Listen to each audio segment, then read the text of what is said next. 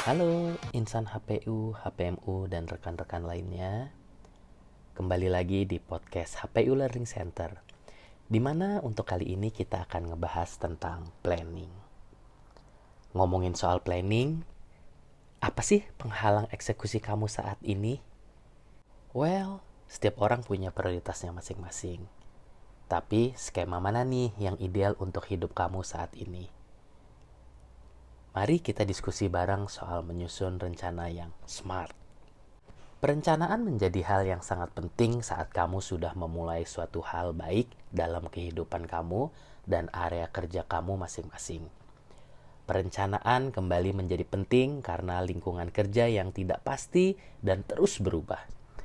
Dengan tidak adanya perencanaan, mungkin bukan tidak mungkin, tetapi pasti sulit untuk menebak kejadian yang tidak pasti di masa depan. Fakta berikut menunjukkan keuntungan dari perencanaan dan pentingnya bagi organisasi bisnis. Yang pertama, perencanaan memberikan arahan. Yuk kita detailkan. Dalam proses perencanaan, tujuan organisasi didefinisikan dengan kata-kata yang sederhana dan yang jelas. Hasil yang jelas dari ini adalah bahwa semua karyawan mendapatkan arahan dan semua upaya mereka difokuskan pada tujuan tertentu. Dengan demikian, perencanaan memiliki peran penting dalam pencapaian tujuan organisasi. Misalnya, perusahaan menetapkan target penjualan di bawah proses perencanaan. Sekarang semua departemen, misalnya departemen pembelian, personalia, keuangan, dan lain-lain, akan memutuskan tujuan mereka berdasarkan target penjualan. Dengan cara ini, perhatian semua leader akan terfokus pada pencapaian tujuan mereka. Ini akan membuat pencapaian target penjualan menjadi suatu kepastian. Dengan demikian, jika tidak ada tujuan, organisasi menjadi cacat dan tujuan ditetapkan di bawah perencanaan. Kedua, perencanaan mengurangi resiko ketidakpastian. Perencanaan selalu dilakukan untuk masa depan, dan masa depan tidak pasti. Dengan bantuan perencanaan, kemungkinan perubahan di masa depan diantisipasi dan berbagai kegiatan direncanakan dengan cara terbaik. Dengan cara ini, resiko ketidakpastian di masa depan dapat diminimalkan. Kita ambil contoh. Misalnya untuk menetapkan target penjualan, survei dapat dilakukan untuk mengetahui jumlah perusahaan baru yang kemungkinan memasuki pasar. Dengan mengingat fakta-fakta ini dan merencanakan kegiatan di masa depan, kemungkinan kesulitan dapat dihindari. Yang ketiga, perencanaan mengurangi kegiatan tumpang tindih dan pemborosan. Di bawah perencanaan, kegiatan masa depan direncanakan untuk mencapai tujuan. Akibatnya, masalah kapan, di mana, apa, dan mengapa akan diputuskan. Dalam situasi seperti ini, koordinasi dilakukan di antara berbagai kegiatan dan departemen. Ini akan mengakhiri aktivitas yang tumpang tindih dan boros. Akibatnya, pemborosan bergerak ke arah nihil, efisiensi meningkat, dan biaya mencapai titik terendah. Misalnya, jika diputuskan bahwa sejumlah uang tertentu akan dibutuhkan pada bulan tertentu, maka bagian keuangan akan mengaturnya tepat waktu sesuai dengan kebutuhan uang tersebut. Kemudian jika ada case seperti ini, jumlah uang bisa lebih atau kurang dari kebutuhan pada bulan tersebut. Kedua situasi ini tidak diinginkan. Jika uang kurang dari yang dibutuhkan, maka pekerjaan tidak akan selesai. Dan jika uang melebihi, maka akan tetap tidak terpakai karena tidak direncanakan di awal. Kemudian yang keempat, perencanaan mempromosikan ide inovatif. Jelas bahwa perencanaan memilih alternatif terbaik dari sekian banyak yang tersedia. Semua alternatif ini tidak datang ke leader dengan sendirinya, tetapi harus ditemukan. Saat melakukan upaya penemuan seperti itu, Banyak ide baru muncul dan bisa dipelajari secara intensif untuk menentukan yang terbaik. Dengan cara ini, perencanaan menanamkan kekuatan berpikir yang nyata pada para leader. Ini mengarah pada kelahiran ide-ide inovatif dan kreatif. Misalnya sebuah perusahaan ingin mengembangkan usahanya. Ide ini mengarah pada awal aktivitas perencanaan di benak pemimpin. Kita harus berpikir seperti ini. Haruskah penjualan eceran dilakukan bersamaan dengan PT besar? Haruskah beberapa cabang dibuka di tempat lain untuk produk yang sudah ada? Haruskah beberapa produk baru diluncurkan? Maka dengan cara ini, banyak ide baru akan bermunculan satu demi satu. Dengan melakukan itu, maka kita akan terbiasa dan akan selalu berpikir untuk melakukan sesuatu yang baru dan kreatif. Demikian, merupakan situasi yang sangat membahagiakan bagi semua perusahaan yang lahir melalui perencanaan yang baik. Yang kelima, perencanaan memfasilitasi pengambilan keputusan. Pengambilan keputusan berarti proses pengambilan keputusan. Di bawahnya, berbagai alternatif ditemukan dan alternatif terbaik dipilih. Perencanaan menetapkan target pengambilan keputusan. Ini juga menetapkan kriteria untuk mengevaluasi tindakan. Dengan cara ini, perencanaan memfasilitasi pengambilan keputusan. Kemudian yang keenam dan yang terakhir, perencanaan menetapkan standar untuk pengendalian. Dengan menentukan tujuan organisasi melalui perencanaan, semua orang yang bekerja dalam organisasi dan semua departemen diinformasikan tentang kapan, apa, dan bagaimana melakukan sesuatu. Standar ditetapkan tentang pekerjaan mereka, waktu, biaya, dan lain-lain. Jadi bagaimana? Sampai sini kita sudah bisa memahami apa itu perencanaan dan kenapa perencanaan itu penting kan?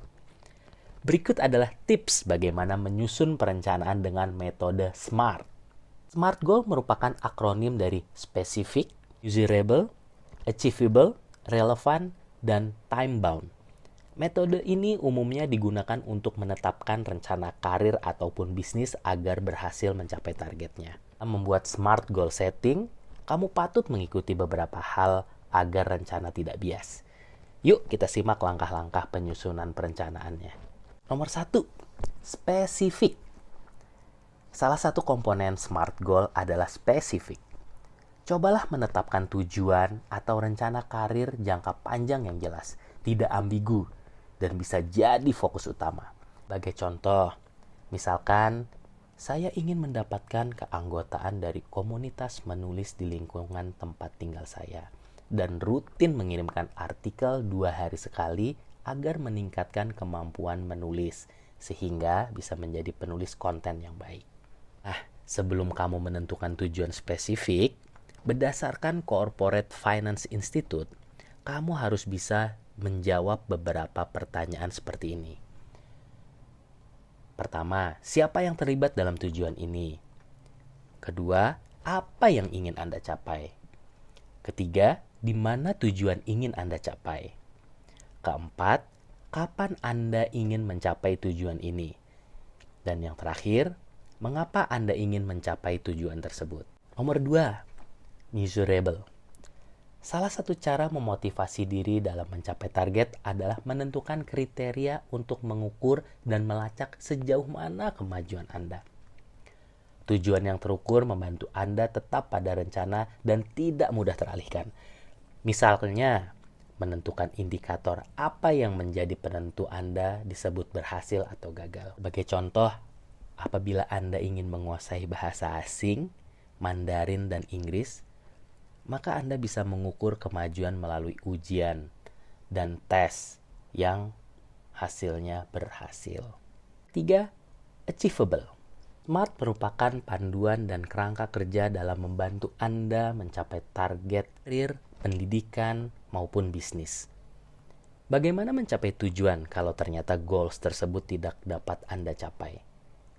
Bisa karena kurangnya fasilitas atau tidak adanya sumber daya yang memadai. Sebagai contoh, Anda ingin menjadi manajer. Maka cari tahu apa saja persyaratan yang diperlukan dan kapan Anda ingin mewujudkan tujuan tersebut. Alternatif membuat tujuan yang dapat Anda capai yaitu dengan menjawab pertanyaan seperti ini.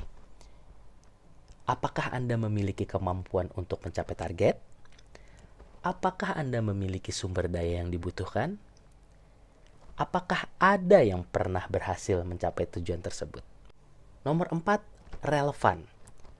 Metode dalam SMART goal setting berikutnya adalah relevan, tetapi ada pula yang menyebutnya realistis.